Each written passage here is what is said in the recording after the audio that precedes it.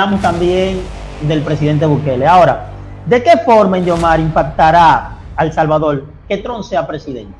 También, o sea, no sé si él lo hizo de una estrategia política, porque el hijo de Trump Jr., estuvo cuando el presidente ahora nuevamente asumió. Se veían felices, se abrazaron y todo. Pero analizando la política, señores, tú nunca le vas a tirar al que tiene menos rating. Tú nunca le vas a tirar al que tiene menos popularidad. Ahí ha habido un problema porque cuando se creó esta comisión, fue en el gobierno de Donald Trump. El FBI se encargó de detectar a grupos de la MS-13, viene haciendo este trabajo ya hace varios años, y es el mismo equipo que Donald Trump dejó trabajando hoy en día durante la administración Biden.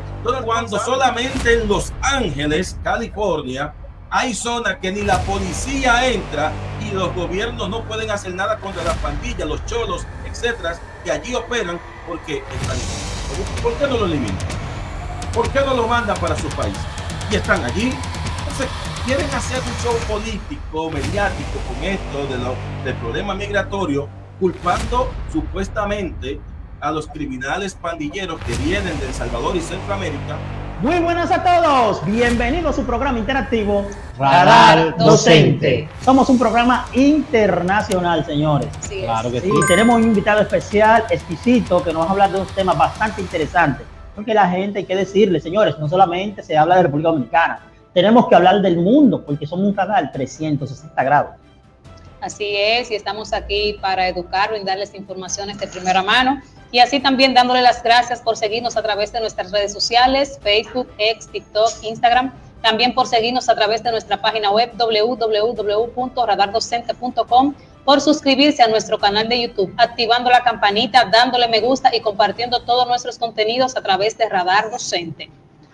Hacer que esta comunidad crezca de tal manera que seamos muchos. Sí, seamos muchos. Es bueno que se vayan conectando porque el invitado de hoy es un invitado exquisito que sabe de política internacional. Y hubieron unas declaraciones bastante interesantes donde solamente él puede darme esa respuesta porque una persona que tiene lazos con ese país. Y ustedes saben que la persona, el presidente de ese país, es una persona bastante interesante y da muchas pasiones como la otra persona. No, y que he tomado, hizo la pregunta. Claro, no, y es que he tomado de modelo a otras naciones para ver su forma de gobierno y su accionar en cuanto a la política migratoria, finanzas, educación y seguridad. Y muy querido por los dominicanos. Muy querido por los dominicanos y por los latinoamericanos. Porque Latinoamérica completa dice, nosotros queremos, al control de tramo se adivinan, 1, 2 y 3, nosotros queremos un Bukele. Nosotros vamos a hablar hoy de Nayib Bukele y Donald Trump, de qué forma impactará a El Salvador y al resto de América Latina si Trump llega a la presidencia. Pero para eso, nosotros vamos a tener aquí en nuestra sala a Indiomar Villanueva Paredes, esa persona que sabe de política, analista, experto, que tiene opiniones contundentes. ¿De qué forma impactará a El Salvador y a la República Dominicana Donald Trump si es presidente? ¿Y cómo ve Bukele las declaraciones de Donald Trump también? Porque su hijo fue allá cuando asumió oposición, ¿no, verdad? Sí. Y vamos a ver todo eso con ustedes, damas y caballeros, nuestro compañero, amigo y hermano Indiomar. ¿Cómo está Indiomar? Saludos, buenas noches a todos. Un placer enorme. Quien les habla, Indiomar Villanueva.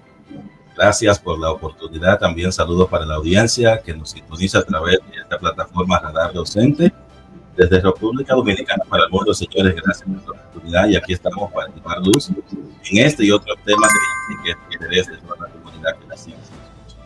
Un saludo a profe Leonardo, que está también conectado acá, que tenemos, profe Leonardo, una entrevista que vamos a hablar vamos a hacer un back-to-back sobre la ley de educación. Así que prontamente, ponte la pila, que esto viene picante. Indiomar, ¿cómo tú llegas a saber tanto de El Salvador? Porque es otra pregunta. Porque yo creo que una de las personas que más saben de El Salvador eres tú, brother, en República Dominicana. Yo no entiendo cómo que tú llegas a tener esas informaciones. Mira, gracias a Dios y a la responsabilidad que asumimos de comunicar coherente y con objetividad, logramos calar en el gusto salvadoreño a tal punto que fuimos invitados a varias eventos importantes allí. Gracias a Dios compartimos con lo que fue en una primera instancia con la representante o embajadora en los Estados Unidos, la embajadora Milena Mayorga, con quien compartimos, recibimos ella un reconocimiento por la labor realizada que hemos hecho durante estos años. Luego tuve la oportunidad también de recibir invitaciones de parte de diputados. Allí existe una sola cámara, no son bicamerales, tienen solamente diputados, actualmente gozan de 60, luego de la reducción que se hizo el año pasado de 84 a 60, y entonces allí tengo la oportunidad, gracias a Dios, de conocer a todos los diputados, incluyendo los de la oposición, pero antes para el 2020, nosotros decidimos como una plataforma de exponencia para todos los candidatos en ese momento desconocidos por la población salvadoreña, y fuimos uno de los medios que más precandidatos entrevistó y de los cuales la mayoría logró ser diputado en El Salvador. Entonces desde allí se abrieron las puertas, las conexiones, las personas comenzaron a conocer a Indio Martito Nuevo, y ya la historia ha sido que desde el 2020 hemos influido tanto en ese país que tenemos visitado 7 veces.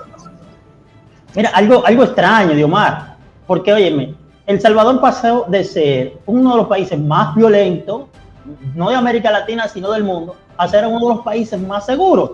Entonces, todo a raíz de una persona que mucha gente quizá lo está conociendo porque fue presidente, pero él fue un síndico. Nosotros le llamamos síndico en este país, alcalde. Uno de los mejores alcaldes que hubo en ese momento, Nayib Bukele. Entonces, llega a ser presidente, no tiene experiencia porque muchas personas creen que obligatoriamente tú tienes que tener una trayectoria política. Y el hombre llegó sin trayectoria política. Y otra cosa. Tenía la trayectoria, o sea, ya la tenía. Lo que sí, no. Pero él tenía su trayectoria en la parte de lo pero que no tiene pero no la presidencial, en el gubernamental. Como presidente en ningún país. No, pero en el espacio cerca, secretario de gobierno, él quiere decir vicepresidente, sino que estaba un poquito alejado en ese entonces. Es que eso tiene una connotación que, verdad, tomaríamos la noche, creo que tenemos el espacio y el tiempo para analizar. Señores, lo que pasaba en El Salvador es que ya había un cansancio, un desgaste político, y una figura emergente como Nayib Bukele fue lo que mejor le pudo acontecer a este país. ¿Por qué? Era alguien que venía demostrando, como ustedes dicen, alcalde de un pueblito pequeño en La Libertad, una cosita pequeñita, pero llevó a este pequeño pueblo a los primeros lugares en recogida de basura, en organización, en modernismo. El hombre creó cabinas de radio, el hombre creó allí centros de internet, aportó todo su salario para la formación educativa de los jóvenes que más los necesitaban, y comenzó a forjar su camino como un político, no solamente alineado al partido que representaba, sino desde un principio representando a la mayoría, que era el pueblo. Entonces eso fue lo que permitió darse la conjetura que ya un partido Arena, que llevaba 20 años de gobierno, y un partido del Frente Farabundo Martí, que llevaba 10 años, 30 años, el país sumergido en la misma situación, el pueblo dijo, vamos a buscar a alguien que realmente represente los intereses del pueblo. Entonces Nayib Bukele se convirtió en la figura representativa que El Salvador optó por darle la oportunidad, aunque tuvo muchos obstáculos. Le cancelaron el partido que él quiso levantar, nuevas ideas no se lo aceptaron. Al partido CD, que en ese momento fue el que le dio la oportunidad, también lo cancelaron, aún teniendo una representación en el órgano legislativo. Entonces tuvo que unirse a un partido ya como el de Gana, en ese momento, que era la división del partido Arena, del expresidente Antonio Saca. Entonces allí es que le dan la oportunidad a Nayib Bukele, y la historia se cuenta sola. Bien, después de la pandemia, porque me di cuenta también que él no tenía nada, el Senado, la Cámara, él era simplemente presidente. Me acuerdo que cuando la pandemia muchas veces se la pusieron difícil, como decimos aquí en República Dominicana, en China, porque queda muy lejos. Se le han puesto difícil al presidente Bukele, y él, por encima de todo, él daba órdenes de que hicieran las cosas tal y cual, y hasta de desacato lo acusaron y de muchas cosas más. O sea, tuvo los pantalones para enfrentarse a esos diputados o a esos senadores, perdón, que allá... No, diputados. Diputados, perdón. Eran 84, ahora lo iba a reducir. Lo dijo a 60, lo redujo a 60. Igualito que aquí. No, aquí no. Aquí tenemos 190 diputados. 190 diputados. Y alcalde, y ¿cuántos regidores que tenemos a nivel nacional? Ni de tanto que son ni sellas. Entonces, vienen las preguntas puntuales, ahora es interesante. Con relación, ya vamos a entrar en materia, ya sabemos quién es Indiomar, sabemos cómo él hace su relación con El Salvador y hablamos también del presidente Bukele. Ahora, ¿de qué forma Indiomar impactará a El Salvador que Trump sea presidente? Si ponemos en la balanza lo que es el gobierno actual demócrata y lo que fue el gobierno republicano del expresidente Donald Trump, obviamente la balanza se inclinaría al partido republicano. Creo que a pesar de las declaraciones fuera de lugar que han expresado en estos días el exmandatario y candidato presidencial republicano, sigue siendo la mejor vía para el pueblo salvadoreño. Pues es un partido que no adopta las medidas de la Agenda 2030, es un partido que no tiene afinidad con lo que es la ideología de género, es un partido que está bien marcado todavía con preservar igualdad, los principios y valores, aunque hay que estar consciente que es el partido que más le gusta tirar bombardazos para allá, pero creo que las asperezas que hoy se ven se van a limar. Creo que Donald Trump ha sido muy inteligente y esto lo han visto como un ataque al presidente y a El Salvador. En un momento podíamos pensarlo así, pero analizando la política, señores, tú nunca le vas a tirar al que tiene menos rating que tú. Tú nunca le vas a tirar al que tiene menos popularidad que tú. Entonces, ¿tú crees que Trump hizo eso, lo que dijo de Bukele? O vamos a poner en contexto. Voy a poner en contexto a las personas que lo están viendo que quizás no sepan qué fue lo que dijo Trump. Sí. Vamos a más o menos a parafrasear lo que dijo. Trump, dicen, ¿ustedes creen que Bukele ha hecho un cambio grande? No, lo que mandó fue a las personas, a los delincuentes, le dio libertad de que cruzaran a los Estados Unidos. Exacto. Y lo tenemos todos de este lado. O sea, como ustedes lo están viendo, o sea, no sé si él lo hizo de una estrategia política, porque el hijo de Trump Jr., estuvo cuando el presidente ahora nuevamente asumió y se veían felices, se abrazaron y todo. Entonces yo ¿qué estrategia política más arriesgada, más atrevida? Es que mira, bueno, lo voy a tomar así. Te lo voy a explicar de esta manera. Donald Trump, luego del debate el pasado mes de junio que le ganó a Joe Biden, a pesar de eso, venía luchando. Recuerden que no es el que más votos saque en los Estados Unidos el que gana. Recuerden que allá es muy distinto a nosotros. Allá gana el que más representante gana en cada estado. Y Donald Trump es alguien que ha sabido manejar. Muchos piensan que fue bien arriesgado lo que hizo, pero él no está pensando en el voto salvadoreño. O sea, el que cree que Donald Trump hizo esto pensando en los votos que iba a perder de la comunidad salvadoreña se equivoca, porque a pesar de eso son pocos, relativamente son pocos. Entonces Donald Trump lo que ha hecho es levantar el interés de un ciudadano estadounidense que quizás estaba indeciso, estaba pasivo, no se sentía motivado a votar por ninguno de los dos partidos, pero cuando al estadounidense se le habla del sistema y el problema migratorio, entonces el ego patriótico se le infla, se le sube. Entonces Donald Trump ha jugado muy bien con este tema, porque ha dicho que va a deportar a todo el mundo, pero sabemos que eso no es así. No es verdad. O sea, fue una estrategia política y quizás le dio su llamada a Bukele y dijo, Bukele, mira, tú sabes que eso fue una broma. Bukele no le respondió. Lo que Bukele hizo fue utilizar los elementos que tiene a su alcance. ¿Quiénes son? Los representantes de la Cámara del Congreso de los Estados Unidos. Le dijo, quiero que vengan aquí al país. Yo no le voy a responder al candidato Trump. Vengan ustedes vengan a la cárcel y ustedes mismos denle el mensaje a Donald Trump. Que hizo el congresista de Miami, Matt Gaetz, viajó a El Salvador junto con Alan Bicho, con otros representantes, y fueron al CECOT y dijeron, sí, dime. ¿Tú no crees que estaba de más la visita o fue algo protocolar para apagar el fuego? Es que obligatoriamente había que llevar esa cara de que no es un ataque. Exacto. Es una estrategia, porque es que al final el presidente Nayib Bukele ha expresado más de una vez que él es amigo, que él es una persona que tiene afinidad con Donald Trump y se lo ha dicho a este gobierno demócrata.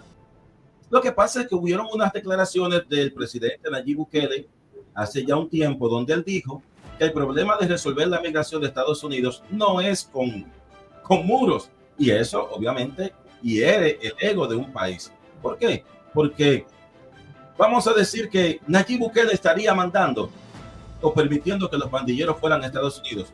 Pero el problema no es de Nayib. El problema es de la frontera estadounidense que permiten que entren. Exacto.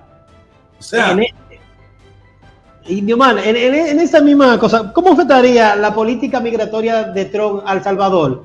En ese mismo contexto que tú acabas de decir, ¿cómo afectaría si Trump gana a la política migratoria a El Salvador? Van a llenar las cárceles ahora más de lo que están. Vamos a ver, ¿cómo tú como analista? al final, son dos países que tienen convenios de extradición. Ahí ha habido un problema porque cuando se creó esta comisión fue en el gobierno de Donald Trump. El FBI se encargó de deportar a grupos de la MS-13, viene haciendo ese trabajo ya hace varios años y es el mismo equipo que Donald Trump dejó trabajando hoy en día durante la administración Biden. Donald Trump sabe de lo que está hablando, señores. Donald Trump no desconoce el tema. Es que él nos desconoce. Él sabe que realmente el tema de las maras salvatruchas ha sido un problema, pero que esto para los años de 1991-92, luego del acuerdo de paz que se firmó en El Salvador o se firmó en México, ¿okay? Entre la guerrilla y el gobierno y los militares salvadoreños, comienzan a llegar entonces estos pandilleros de la MS-13 El Salvador, que son quienes se apropian de lo que es las calles de los salvadoreños. Entonces, ¿qué sucede? Se deportaron 3,000 pandilleros en ese entonces. Era un tema fácil de resolver, de solucionar.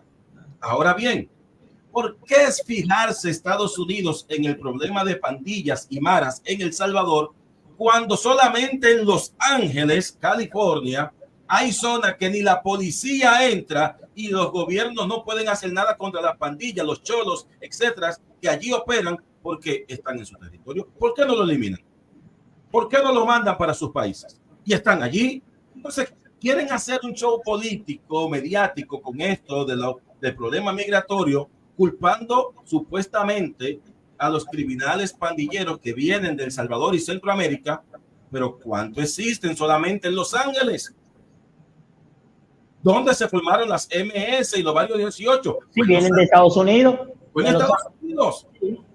Entonces, viendo este análisis que tú acabaste de hacer de una forma magistral y puntual, vemos que fue un marketing para exacerbar el patriotismo y que la gente votara por Donald Trump, porque es verdad lo que tú dices. ¿Quiénes son los que van a votar? Los que están allá, los que tienen posibilidad. No, el inmigrante ilegal no vota, y el salvadoreño ni el dominicano va a votar desde aquí. Bueno, el inmigrante que está legal, que el ciudadano puede votar. Por eso dije el inmigrante legal, porque el ilegal no puede votar.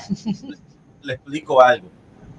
Los salvadoreños que llegan a los Estados Unidos tienen la particularidad, igual que los venezolanos, los de Marruecos, África, los de países que están en conflicto, entran dentro del programa TPS.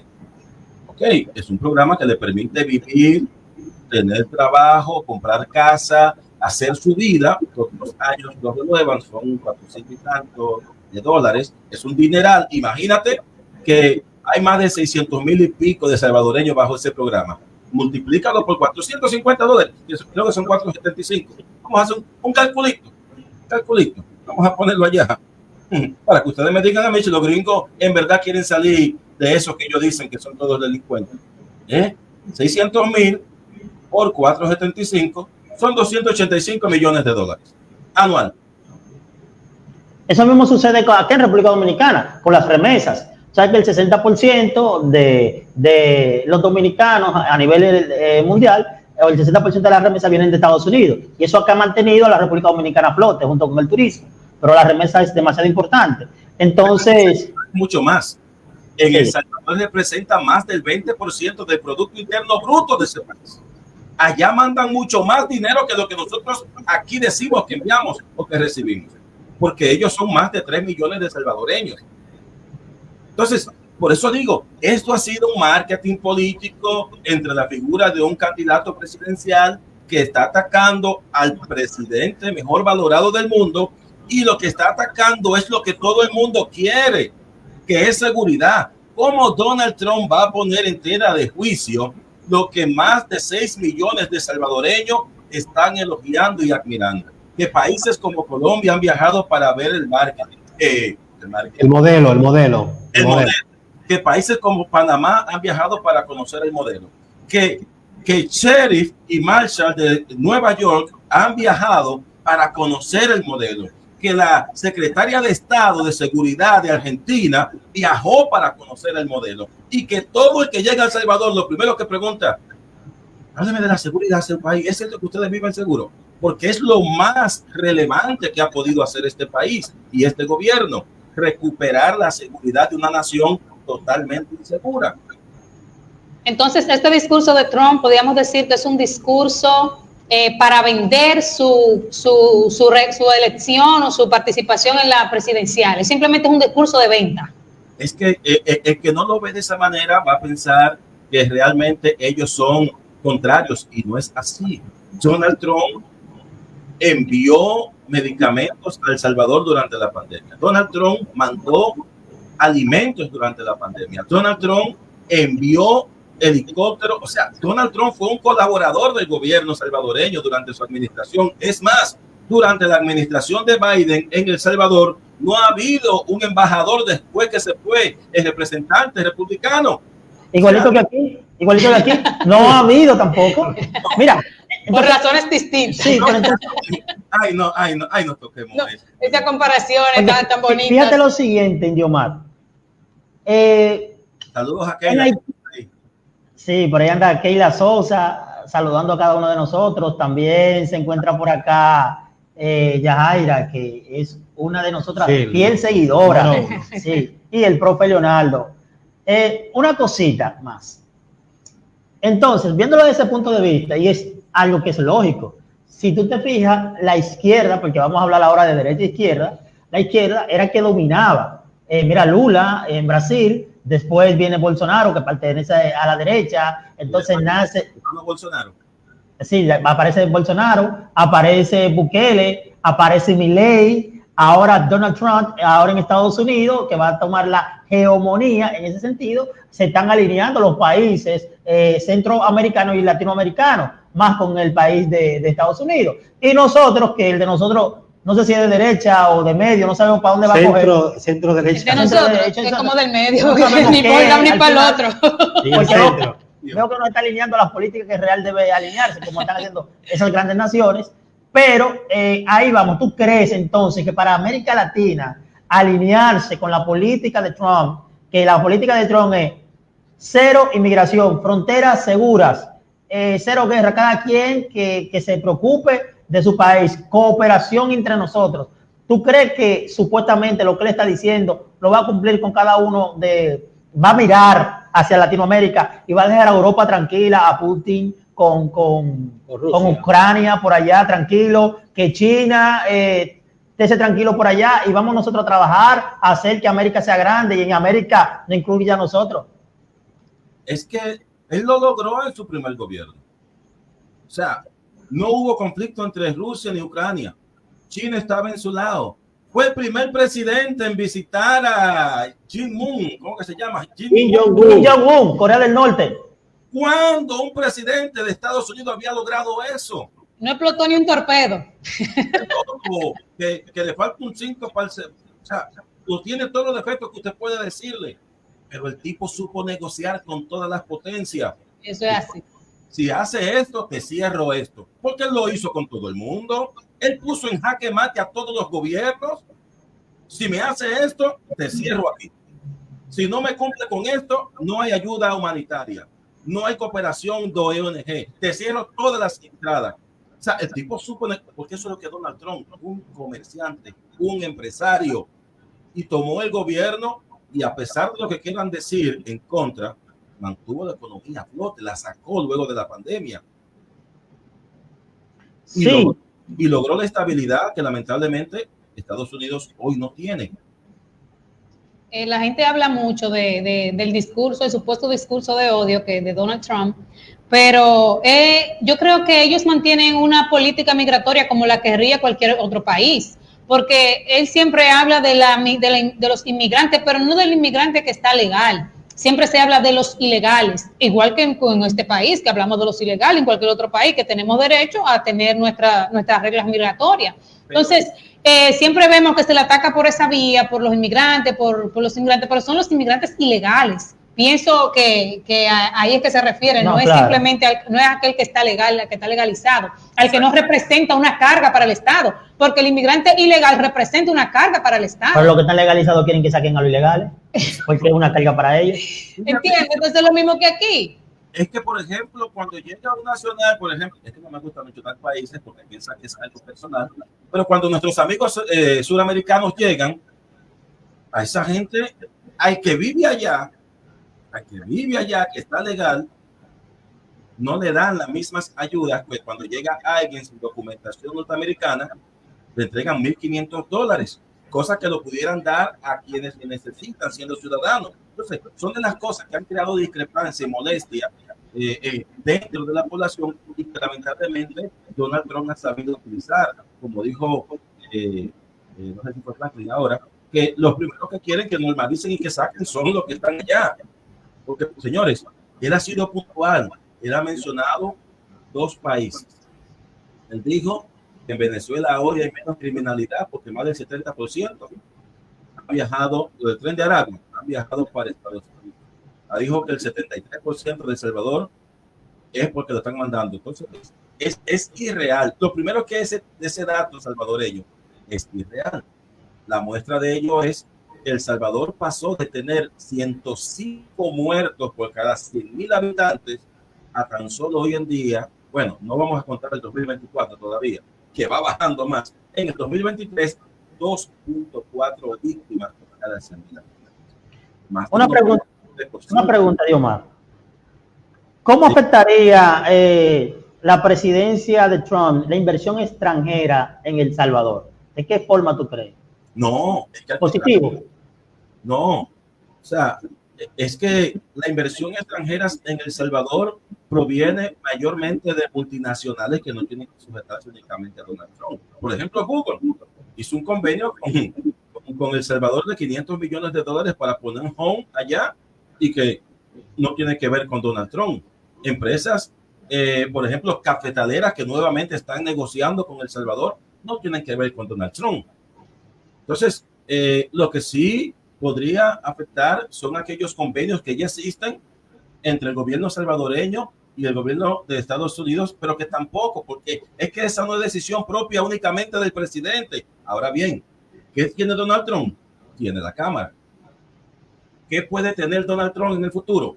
2 magistrados, que va a tener la totalidad del poder de los Estados Unidos. Ahí podríamos decir, bueno, el hombre tiene como el PRM aquí, que tiene el Senado, tiene los diputados, tiene la fiscal, tiene todo. La senadora, tiene a todo el mundo. Tú dices, ahí sí tengo miedo. Si a este loco le da, comandó un proyecto de ley para acabar con todo el mundo, pero ya son cosas hipotéticas. La realidad es que a pesar de que ellos tengan la mayoría, los americanos no piensan como nosotros los latinos hoy, nada más. Una pregunta, estamos en Estados Unidos, pero un presidente tan joven no tuvo tan como esa resistencia de esas personas de mayor edad. Porque resistencia al cambio. Sí, una persona tan joven. ¿Quién? ¿Pero te refieres a Bukele?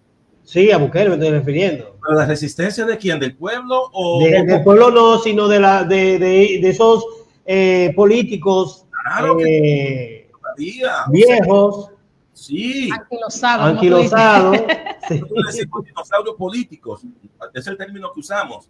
Esos dinosaurios políticos todavía están allí. Hay muchos nombres que podría mencionarte que se llaman hoy pseudos analistas, ¿verdad? Que quieren poner entredicho el avance en El Salvador porque no aceptan la realidad.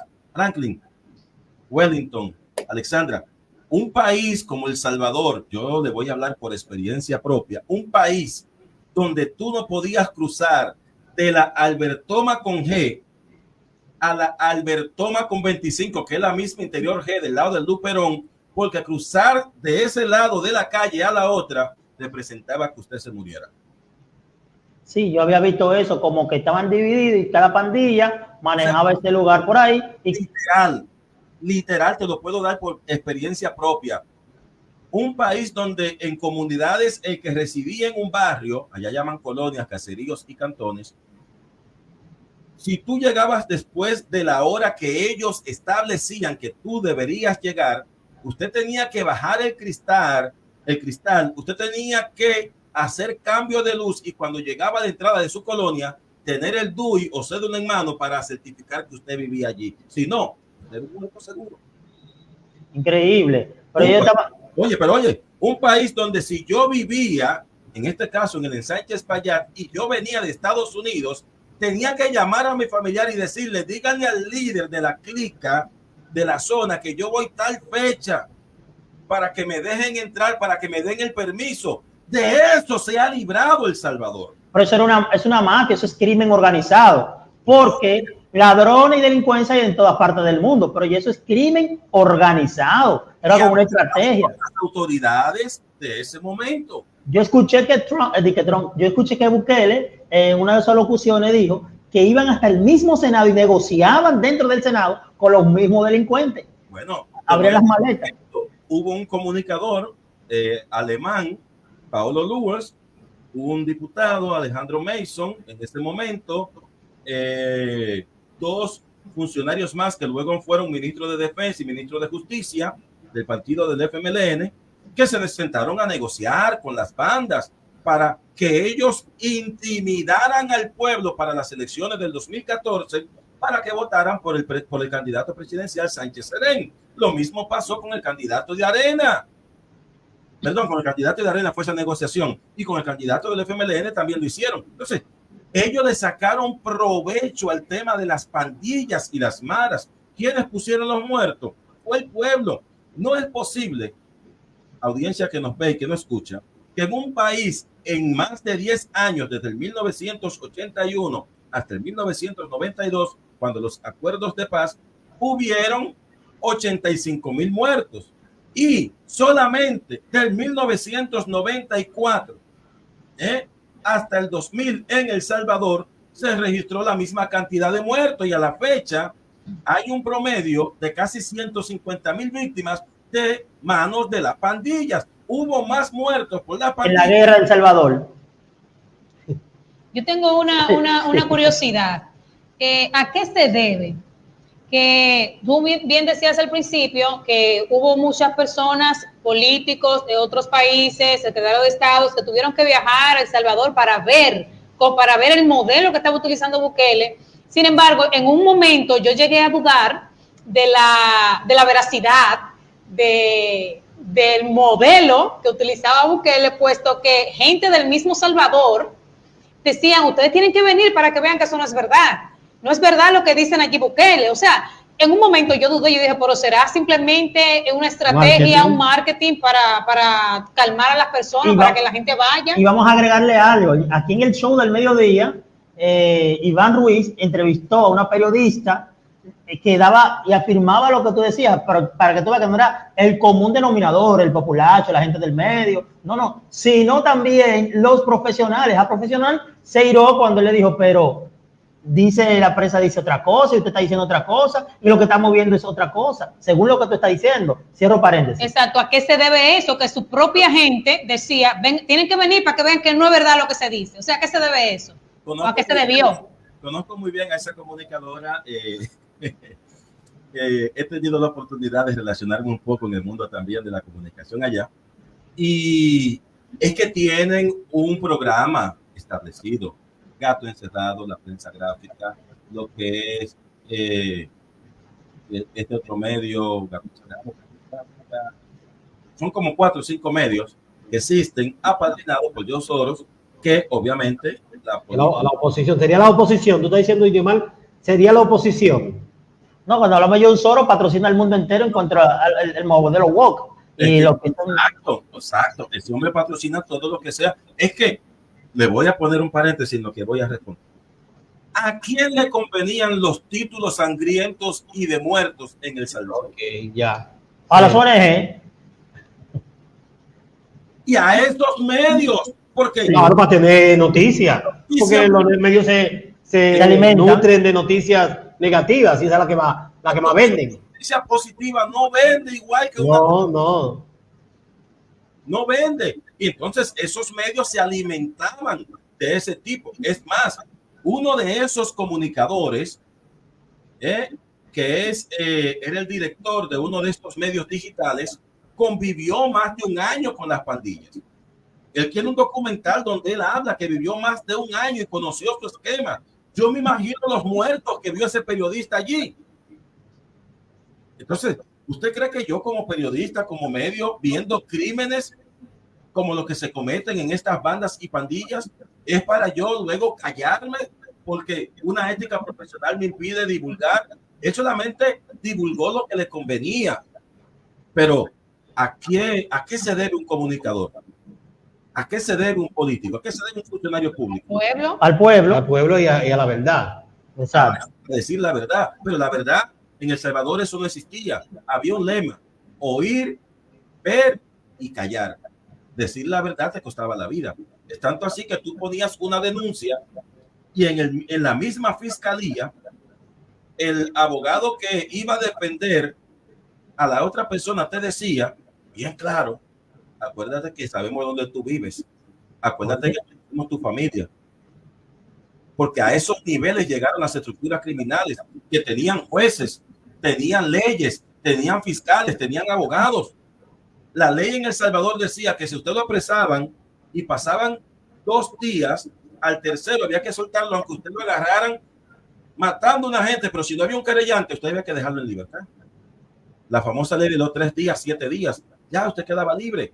¿Por qué muchos de los pandilleros que Donald Trump? Porque miren, hay algo que hay que explicar. Y por eso digo, Donald Trump conoce la realidad. Él no está, él está hablando por crear el morbo, pero él sabe cuál es la realidad de El Salvador. Lo que pasa es que en El Salvador se acondicionaron las leyes para que después que a usted le cantaban una sentencia, había que reafirmarse en menos de 3 años, porque si pasaban 3 años, a usted había que dejarlo en libertad. Borrón y cuenta nueva, como decían aquí. Había que dejarlo en libertad. Y muchos de esos líderes de pandillas, los jueces los soltaban en banda, como decimos buen dominicano, y por eso vemos que muchos salían, ¡ay, qué convenio con el gobierno! No, se hicieron de la vista gorda para que salieran en libertad.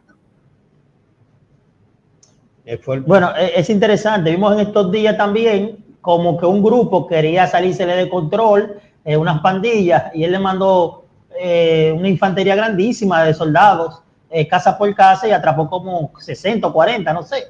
Sí, eso lo hace cada vez que ellos quieren como sacar la cabeza, ¿verdad? El presidente no está dispuesto a esperar que haya una matanza como la hubo en marzo. Pero Indimar, cuando tú dices cuando quieren sacar la cabeza, ¿quieres haber dicho que todavía existen focos sí, de bandas calladitas esperando algo? Claro, y es que, mira, una de las cosas por el cual todavía El Salvador permanece bajo régimen de excepción y plan control territorial es eso. Quiero que tú explique qué es régimen de excepción, porque hay gente que no... Para lo que no conocemos. Para que no conocemos eso. La excepción es lo mismo que tenemos en República Dominicana en caso de emergencia.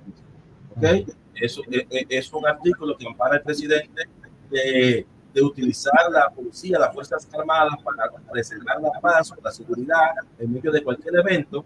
Entonces, lo que sucedió en marzo del 2022, donde en un fin de semana hubieron 87 muertos, activó automáticamente las agencias de seguridad y hasta la fecha no se ha eliminado. El Plan Control Territorial es el programa que el presidente Nayib Bukele, desde antes de tener esta asamblea, le puso a la Asamblea Legislativa de Oposición en el 2019, pero ellos, como Nayib no puso negociar el préstamo que había tipo dominicana, barrilito, etcétera, esto, había que negociar con los diputados y Nayib dijo que no.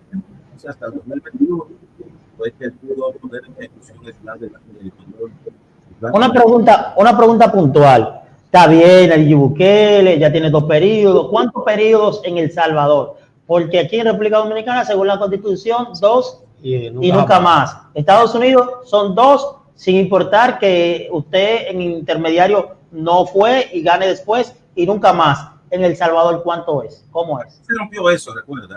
Aquí no es 2 y nunca más. Aquí tú puedes tener 3. No, son 2. Son 2 y nunca más. Tú modificas esa constitución cada vez que tú quieras. Estamos hablando de la constitución, sí, de la constitución. Ahora que la modifiquen otra cosa. Exacto, porque anteriormente recuerden que hubo un presidente que después de los periodos se quiso emocionar y lo castigó y lo sacó. Sí. Entonces, en El Salvador, hasta el año pasado, sí, 2022, permitía la reelección.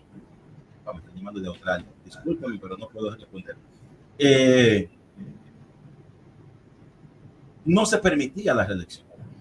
Hubo que presentar una revisión de los artículos 152, 84, 85, 86, 87, etcétera, donde se interpretó de una manera tal que entonces se le pudiera habilitar al presidente Nayib Bukele, entendiendo lo que dice el artículo, que no podía pasar más de un día de su periodo siendo presidente para ser elegido, que si debía hacerlo 6 meses antes de renunciar al cargo y poder competir una vez más, que fue lo que hizo el presidente el 29 de noviembre del 2023. Estoy confundido, porque él tiene un periodo como presidente. Sí. Va a tener 2 ahora. Sí. O sea, en El Salvador era un periodo y nunca más. Como muchos países. Un periodo y nunca más. Nunca más. Ahora bien. Nunca más no. Debía pasar un gobierno. Un periodo más y luego... y así mismo se turnaba un periodo más y podía volver. Exacto. Era indefinida la reelección. Y ahora, ¿cómo es? No era consecutiva. No era consecutiva. Ahora, Exacto. ¿cómo es? Ahora se está hablando de hacer una reforma a la Constitución, pero no solamente por el tema de la reelección.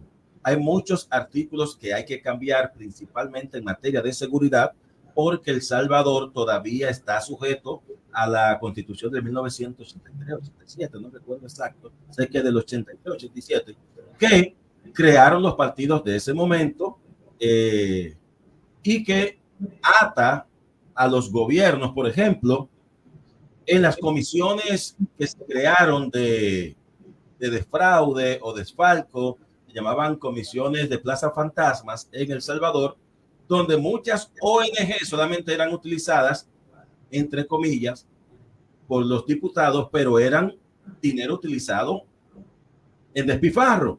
Todo esto se descubrió, pero hubo un detalle. Es que a pesar de que la Asamblea tenía todas las pruebas, hacían las comisiones en vista pública, que el pueblo se daba cuenta de los chanchullos que habían o de las malversaciones, no podía hacer nada, porque el único órgano que podía someter era la Fiscalía General de la República. Entonces, ¿qué hacía la Asamblea? Que a pesar de tener todas las pruebas y el pueblo ver que son ladrones, había que presentar la querella formalmente. Y en ese lapso de protocolo, muchos se fueron. Se fue Alfredo Cristiani, se fue Nidia Díaz, se fue Lorena Peña, muchos diputados y multimillonarios. Estamos hablando de Cristiani, el hombre dueño de la Curacao, dueño de ¿cómo se llama esto? Allá en El Salvador. Es una de las cadenas más grandes de plazas. Simán, Javier Simán, y etcétera. Entonces, esa gente se fueron de El Salvador. Salieron huyendo. Porque la ley estaba condicionada para que ellos pudieran hacer y deshacer. Sí, se blindaron con la ley. Eso es lo que hacen todos los países corruptos. Se blindaron con la Constitución, que es más fuerte. Sí, más fuerte todavía. Mira, entonces vemos que ahora en América Latina se ha desatado que vamos todo el mundo a modificar la Constitución, porque aquí estamos en esta vuelta también. Modificar el Código Penal, modificar la... Porque hay leyes que tenemos que modificar y que arreglar. Es que eso es normal y eso es saludable. Todo país debe reformar sus constituciones según van avanzando los tiempos, pero no reformarla por presión social de favorecer a grupos. No, porque ahí es que está el problema. Por ejemplo, dentro de las reformas que se están haciendo aquí están obviamente el tema de la tres causales, de la inclusión y todo eso, del tema de las féminas, el tema que se está debatiendo, o sea, cosas que tú dices, wow, tantos temas importantes que hay en nuestro país, principalmente en el migratorio, en el de salud, en el de educación, o sea, que hay que hacer tantas reformas en beneficio del país y se están hablando cosas que a veces tú dices, pero eso no es preponderante en el momento, hay cosas más importantes. Que de hecho el presidente dijo que eso había que estudiarlo más a fondo. Lo dijo, estoy totalmente de acuerdo, ayer en el semanal lo expresó. Me gustó esa postura, yo dije, claro, por fin. Como tú dices, son leyes que se quieren modificar o cambiar para satisfacer las necesidades de un grupito, que no es necesariamente para el pueblo. Yo me asusté con esa ley del Código Penal, donde aquí los manoseadores, los acosadores, esa gente van a quedar impune. Una gente si no penetró a una persona de violación, si quieres, una vaina del diablo. Sí. Y hasta la iglesia, donde hay también muchísimas situaciones, quedará impune. O sea, por el hecho de yo estar en una iglesia y yo te hice daño a ti, yo estoy impune, yo no tengo que pagar. Si yo tengo un trastorno, voy a una iglesia y... Mira, y también nosotros los sindicatos, tú sabes que uno de los sindicatos más grandes, que tenemos que hablar de ese tema, sobre educación en El Salvador, pero eso más adelante. Más adelante necesitamos que tú nos ayudes a enlazar una persona de educación de allá de El Salvador, para nosotros tocar esos temas, a ver, la educación de El Salvador versus la educación dominicana, cómo Nayib Bukele cambió la educación y qué cosas nuevas ha tenido, qué beneficio ha traído. Pero oye esta parte, ya que tú tocaste esos temas tan interesantes, esperemos que nuevamente nos encontremos acá a hablar de lo que es política, geopolítica y hablar de situaciones locales. Sí. Y también que tú hagas la comparación y las comparaciones. Salvador versus algunas instituciones de aquí, de como el caso de educación versus aquí. No, y por qué no, Radar Docente debería hacerse una visita a El Salvador entonces también, para ver qué tal, ¿verdad? Claro, también podemos nosotros planificar eso con la embajadora de salvadoreña aquí en el país, que hace la invitación para que le reciba y ver de qué manera también podemos ayudarle a que les reciban allá en El Salvador, en el Departamento de Educación, y le permitan a ustedes conocer los avances que se están haciendo en materia de infraestructura, de formación. El presidente Bukele prometió 1000 escuelas. Lamentablemente, la manera como se distribuyó el dinero para hacerlo no resultó como él lo esperaba.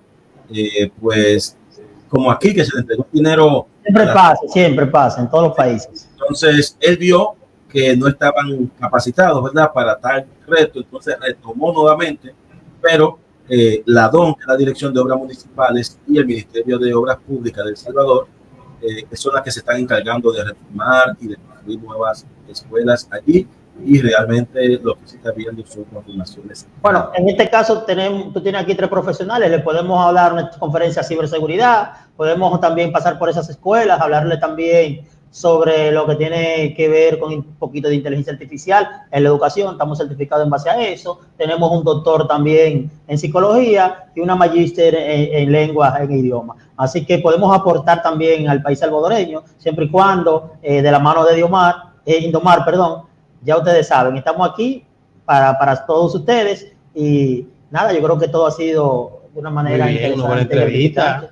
Dándole las gracias a Indomar por permitirnos disfrutar pues de esta locución excelente. Muchísimas gracias, mucho conocimiento. He aprendido un buen poco sobre El Salvador. Aprendido tanto que quiere ir. Aprendí tanto que quiero ir a El Salvador ya. A sentirse segura. Sí, muchísimas gracias, Indomar. De verdad, un placer. Por la oportunidad y gracias a la audiencia.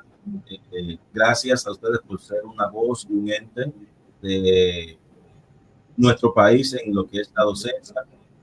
Muchos éxitos, sigan creciendo y que su trabajo sea bien valorado por la comunidad educativa que tanta falta hace en nuestro país.